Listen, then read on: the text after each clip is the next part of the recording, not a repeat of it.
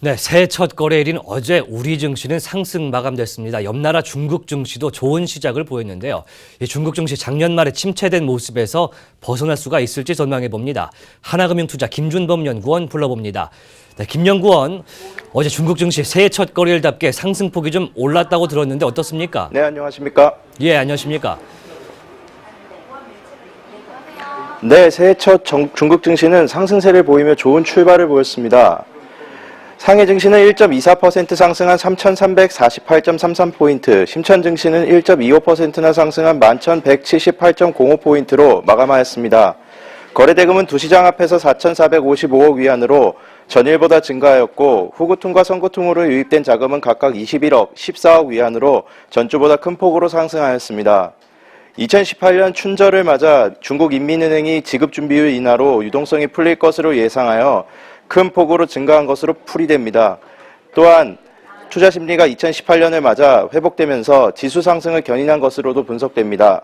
전일 주목해야 할 지수는 홍콩 지수로 특히 홍콩 항생 H 지수는 3.07% 상승한 12,068.99포인트로 장을 마감하였고 2017년 11월 22일 이후 최고치를 기록할 만큼 큰 상승폭을 나타냈습니다.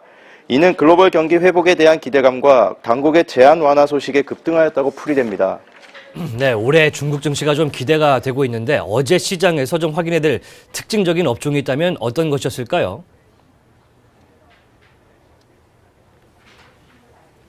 네, 어제 주목해야 할 업종으로는 건축과 철강 업종이었습니다.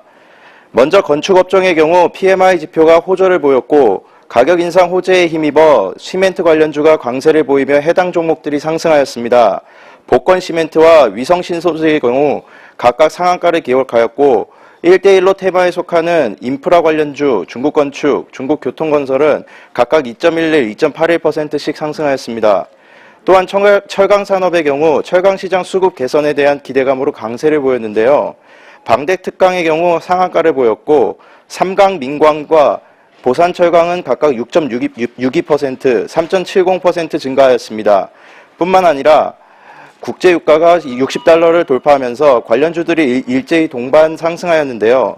연주 석탄 채굴은 장중 상한가를 기록하였고 노안환경에너지는 7.38% 오르며 저번 주부터 상승세를 이어가였습니다. 예, 이 건축과 철강 업종 어제 올랐으니까 오늘 좀 지켜봐야 될 것 같은데 어제는 중국 경제지표 관련된 수치가 나왔죠. 차이신 PMI가 나왔습니다. 어땠습니까? 네, 어제 중국은 12월 차이신 제조업 구매자 관리 지수를 발표했습니다.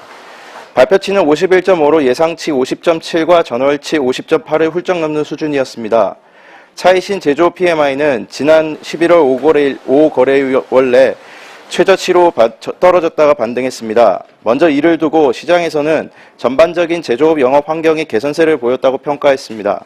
좀 더 자세하게 들어가 보면 생산과 총 신규 작업, 수출 성장세는 증가폭이 예상보다 증가했으며 이에 따라 제조업체의 구매 활동도 4개월 내 가장 활발했습니다.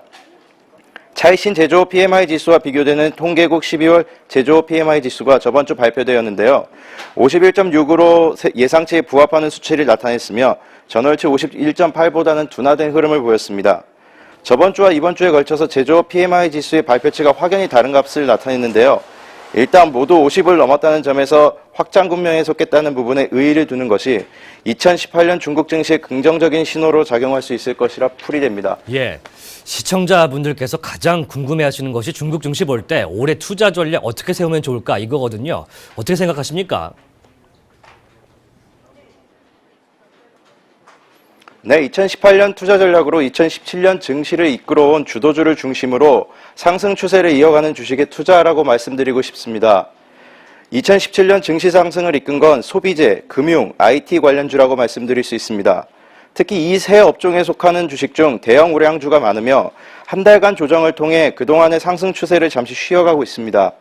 먼저 밸류에이션 측면으로는 2017년 12월 조정을 통해 정상 수준으로 회복하면서 4분기 실적에 초점을 맞추고 있습니다. 특히 해당 업종의 주도주들은 4분기에도 견고한 실적을 유지할 것으로 분석되며 하락의 가능성은 낮다고 봅니다. 먼저 소비재 업종에서는 백주와 가전 부문으로 나눌 수 있는데요. 백주 업종의 대표주인 귀주모태주를 필두로 2, 3등 기업의 실적 상승세가 아직 견조하다는 측면에서 주가의 상승 가능성은 충분히 있다고 여겨집니다. 또한 가전부문 역시 2017년 하반기에 실적 상승 기대에 힘입어 지수 상승을 견인하였습니다. 이는 2018년에도 지속될 것으로 생각되며 향후 추세 형성에 주목하셔야 되겠습니다.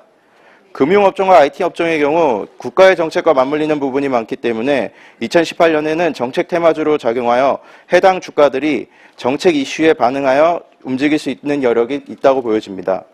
2017년 12월 상해종합지수는 3,300포인트에서 움직이지 못하며 주춤하고 있지만 2018년 MSCI 자금 유입으로 인해 새로운 자금이 유입되면서 시장의 중장기 흐름은 여전히 긍정적이라고 생각되므로 중장기 추세가 나타나는 주식에 투자를 하는 것이 안전한 투자 방안이라고 보여집니다. 네, 말씀 감사합니다. 지금까지 글로벌 증시 포커스 하나금융투자의 김준범 연구원이었습니다.